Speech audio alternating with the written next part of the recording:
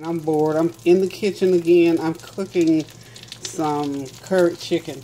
So I've chosen today to use some chicken drumsticks. I had lots of them in the refrigerator. With chicken curry, you want to use the drumsticks or the chicken thighs or the wings. You can use the breast meat, but I find that the breast meat kind of gets sort of dry.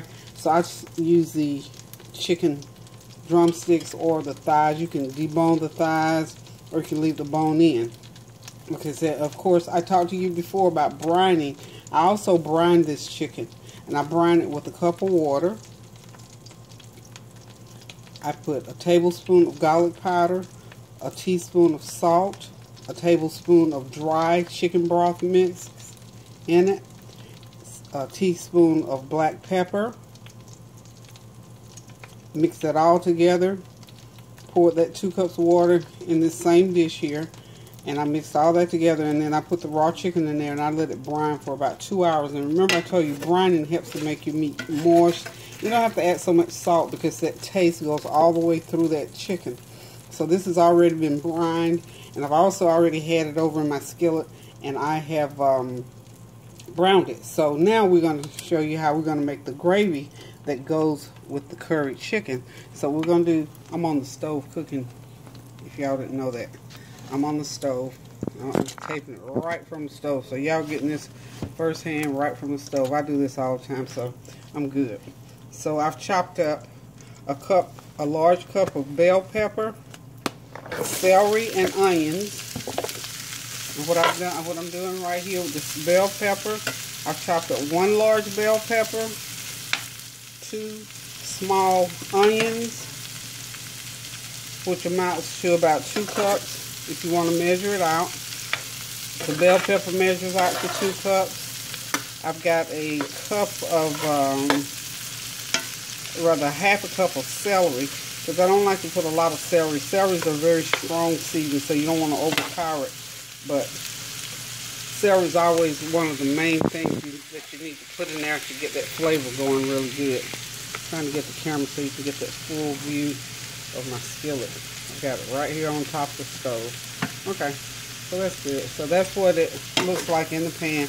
And what I'm doing is the bell pepper, celery, onion, oh, and 1 large carrot. I sliced it up. This came fresh out of a neighbor's garden. So what I'm doing here is just simply sauteing it a little bit to get those flavors pulled out of each one of those vegetables. Because if you didn't know, when you're using vegetables like this to put in another dish, it's always good to saute them first before you just actually dump them in there. The sauteing sort of pulls out and seals in that flavor.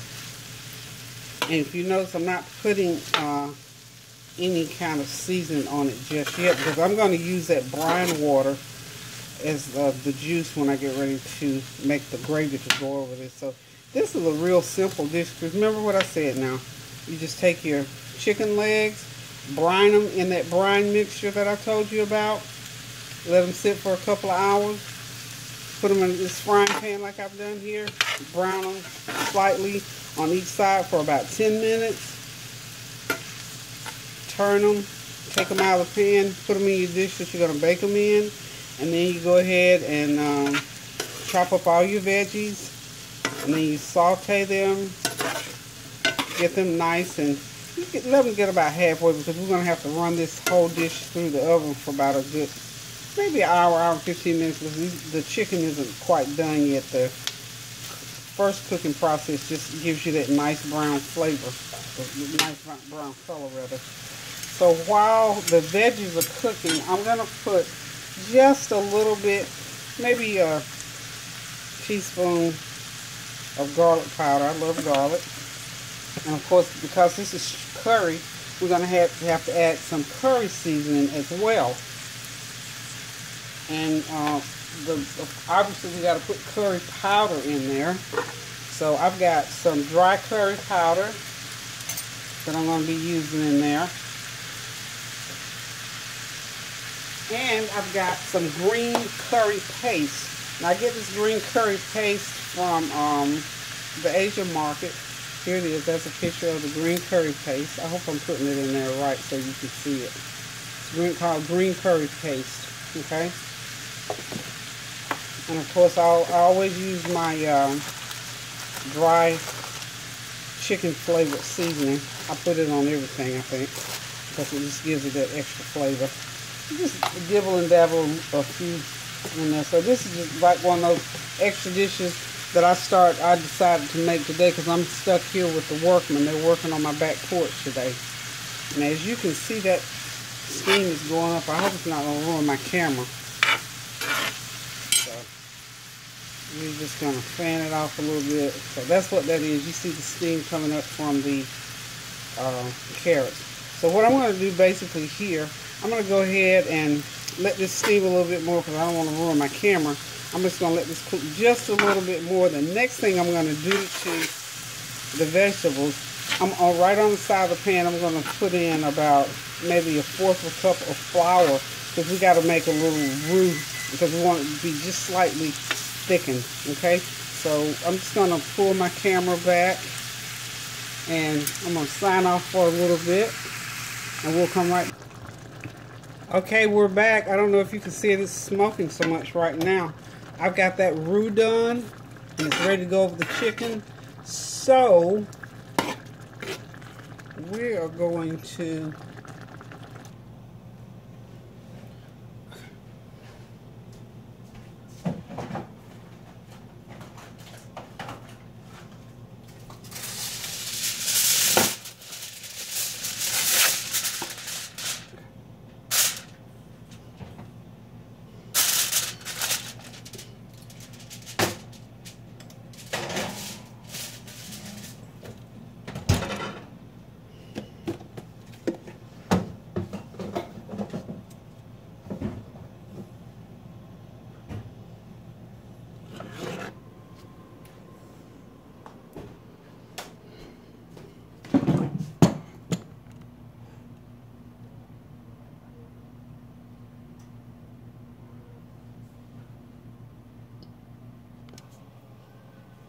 okay, the curry is already now ready to put over that rice and sit down, relax, and enjoy some good old homemade curry right from my kitchen.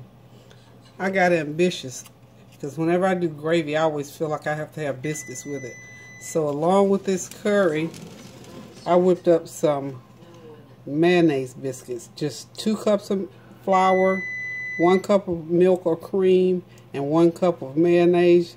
Just mix it all up together to a nice doughy, gooey paste and put it in some muffin tins. That will make 12 little biscuit muffins. So there we go. We're going to serve this curry over some rice